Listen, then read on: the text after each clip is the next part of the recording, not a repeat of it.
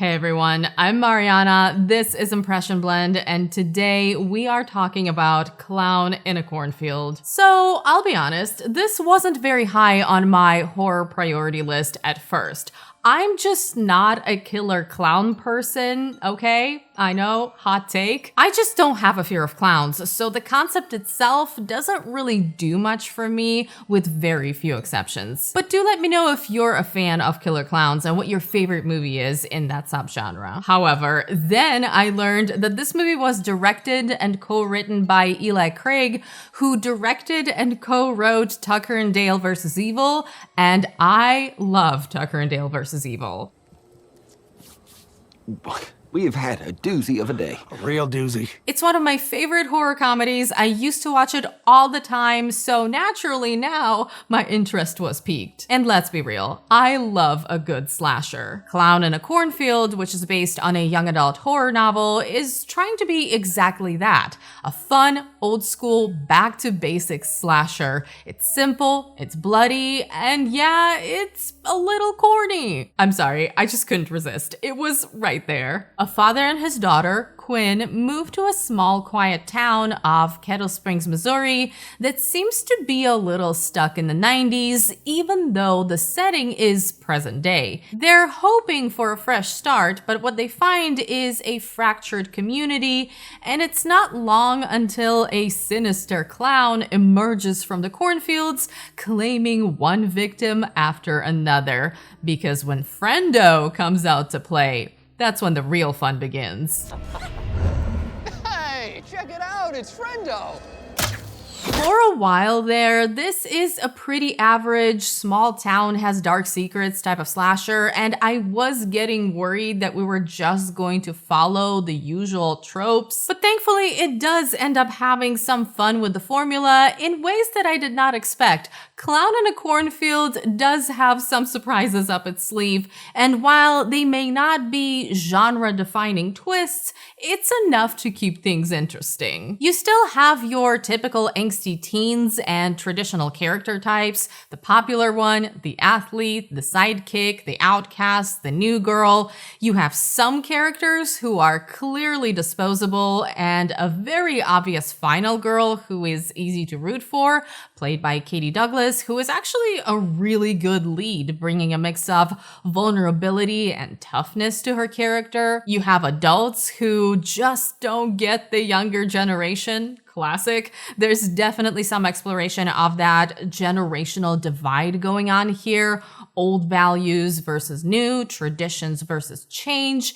And sure, it's not the deepest take, but hey, it adds flavor. So you get the idea. If you've seen slashers before, you know how this goes, and you're either on board with this basic formula as setup, or you're not. And then you have Friendo the Clown, a mascot turned serial killer, ready to play all kinds of violent games with the local teenagers.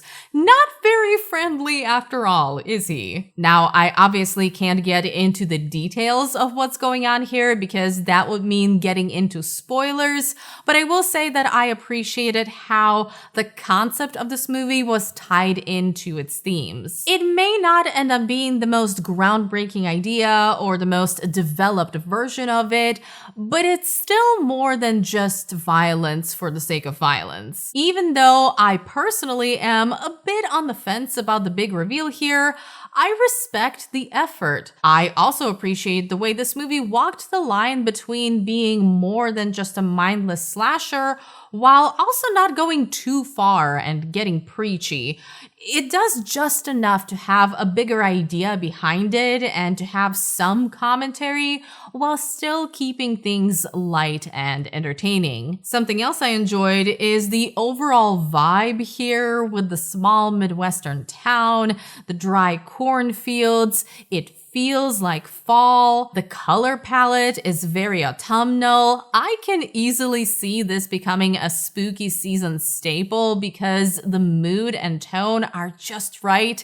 It's the kind of movie that feels perfect for that time of year. Now, as far as the horror itself goes, I personally wouldn't say Clown in a Cornfield is very scary, although if you do have a fear of clowns, you might disagree. But I will say it does get pretty gory, particularly in the third act. I am going to nitpick a little bit here though, because when I'm watching a slasher, I want to see some nasty, creative kills, because that's the genre, and even though this movie is pretty gory, I didn't find the kills themselves to be particularly impressive. Maybe it was a budget thing and they couldn't really afford to go all out, or maybe they just chose to play it safe. Either way, and I don't mean to sound bloodthirsty, but I kept waiting for the movie to take things to the next level in this department, and it never really did. This also goes for my broader criticism of Clown in a Cornfield.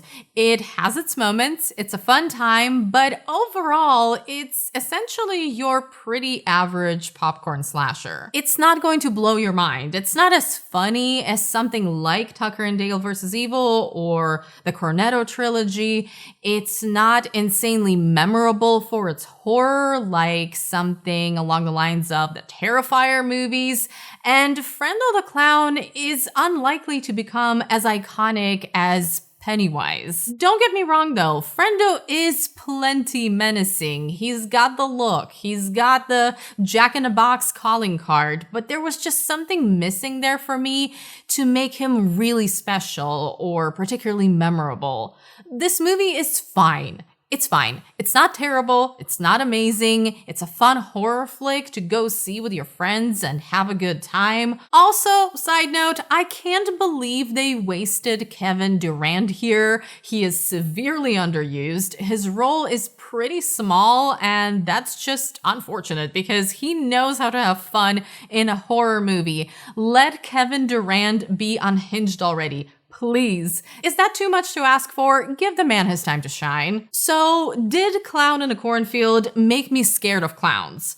Not particularly. Did it make me want to read the book? Maybe. I'm curious if the source material goes deeper into its themes and the characters. So if you have read the novel, let me know if it has more to offer than the movie. But I did have a good time, and that is exactly the point of this film. It may not reinvent the slasher genre, but those of you who enjoy slashers in general, like me, should check this one out, particularly with an audience. It's just more fun that way.